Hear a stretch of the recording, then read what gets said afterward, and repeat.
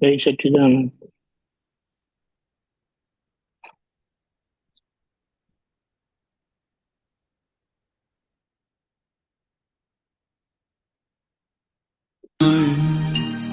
અંધારાની ભૂલ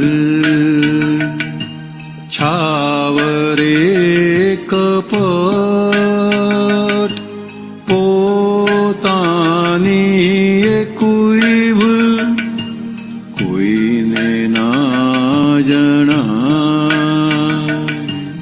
અંધારાની ભૂલ જાળી ઝીણી ગાંઠથી બાંધેલું છે મન. સંયોગી પુરાવો મળતા ગાંઠ જો દેખાય. મહી પડેલી ગાંઠ ભાડે જ્યાં મીઠ ચિત્ત ચોંટી જાય ત્યાં મોહ ગયો વેરાય. અંધારાની ભૂલ પહેરી પ્રેરણા આપે મહિલી ગાંઠ જેને જે વિષયમાં રંગ તેવો સંગ થાય.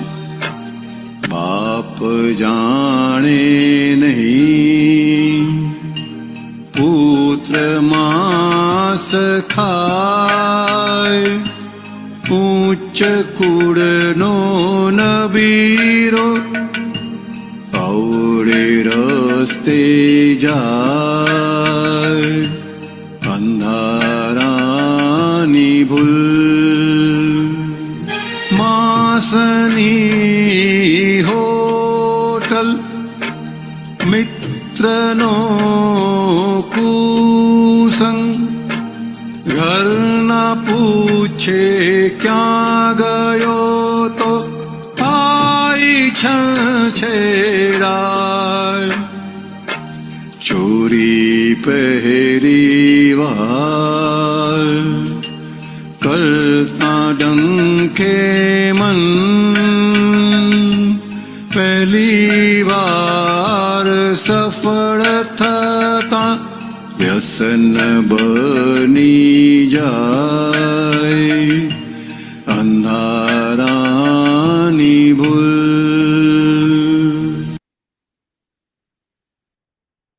જય સચ્ચિદાનંદ. આખું આપણું માળખું છે આ મન વચન કાયા બુદ્ધિ ચિત્ત અહંકારનું, તે સંપૂર્ણ અજ્ઞાનનું જ પરિણામ છે. અને એ અજ્ઞાનમાં હું કરીને જીવેલા બાંધેલું તે હવે મારું મારું મારું મારું કરીને ખાલી થાય. એટલે એ મારાપણું આપણને પોતાની ભૂલ જોવા દેતું નથી, પોતાની ભૂલ ખુલ્લી કરવા દેતું નથી. એટલે એ મારાપણું કોઈને કોઈ રીતે કપટ કરાવે અને પોતાની ભૂલ કોઈ દેખાય નહીં. આવું વિજ્ઞાન મળ્યા પછી પણ એટલે અહીંયા દાદાએ કીધું કે જો પોતાની એક ભૂલ જડે તો ભગવાન થાય. પછી બતાડ્યું કે કેવી રીતે આપણું મન નાની મોટી ગાંઠોથી બંધાયેલું છે મન, અને કેવું સંયોગો ભેગા થતા એ ગાંઠ ફૂટી નીકળે છે. અને જ્યાં એ ગાંઠમાં ગમવાપણું આવ્યું તો ત્યાં ચિત્ત ચોંટી જાય અને મોહ વેરાઈ જાય. એટલે પછી એ ચિત્ત જ્યાં જાય ને પછી એનું કામ કરીને રે, કામ કરાવીને રે, અને આપણો આત્માનો આનંદ ખોવાઈ જાય. નાનામાં નાની પ્રેરણા થવી, એમ કીધું છે દાદાનું એક સૂત્ર છે પ્રેરણા થતા અટકી ગયો તો મોક્ષે જાય. પ્રેરણા થતા અટકી ગયો તો મોક્ષે જાય. અને અહીંયા શું કીધું?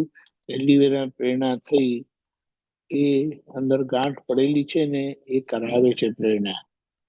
અને જેવો જેમનો વિષય છે, જેમને ગમવાપણું છે, તેમને બહારના સંજોગો પણ વ્યવસ્થિત ભેગા કરી આપે છે. હવે જો અહીંયા ચેતી જાય અને સ્ટોપ થઈ જાય તો એ જાગૃતિનું પરિણામ છે. કર્મનું પરિણામ એવું નથી કે પરિણામ આપીને જ રહે. આપણા બધા જાગૃત પ્રયત્નો, જાગૃતિ પૂર્વકના પ્રયત્નો જ્યાં કરવામાં આવે છે તો ત્યાં વસ્તુ બંધ થયા વગર રહેતી પણ નથી.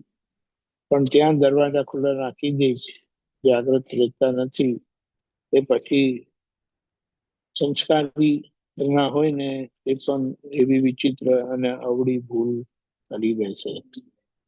એટલે અહીંયા આપણને ચેતવા કીધું છે. અક્રમ વિજ્ઞાનની રેડ લાઈટ એટલે અક્રમ વિજ્ઞાનની જોખમદારી કે ડેન્જર ઝોન કોને કીધો? કે માંસ નહીં ખાવાનું, મદિરા નહીં પીવાની અને પર સ્ત્રી કે પર પુરુષ ગમન ન હોવું ઘટે. આ વસ્તુ તો બહાર પણ કીધેલી છે, પણ અહીંયા વિશેષ કરીને કીધું છે કારણ કે જ્યાં આવું છે, આ નબળાઈ છે કે આ દોષ છે કે આ ભૂલ છે, તો એમને જ્ઞાન પરિણામ નહીં પામે. જ્ઞાન હશે તે પણ જતું રહેશે. માટે ચેતવા કીધું છે. અને આમાં તો કેવું છે, પહેલી વખતે ભૂલ થાય ને ત્યાં જો સ્ટોપ થઈ જાય ને તો બચી જાય. અને નહીં તો ટેસ્ટ કર્યો તો પછી એવી આદત પડી જાય ને બુદ્ધિ તો અંદર બધી રીતે સમાધાન આપવા માટે બેઠી જ છે. એ કઈ સમાધાન કાઢે.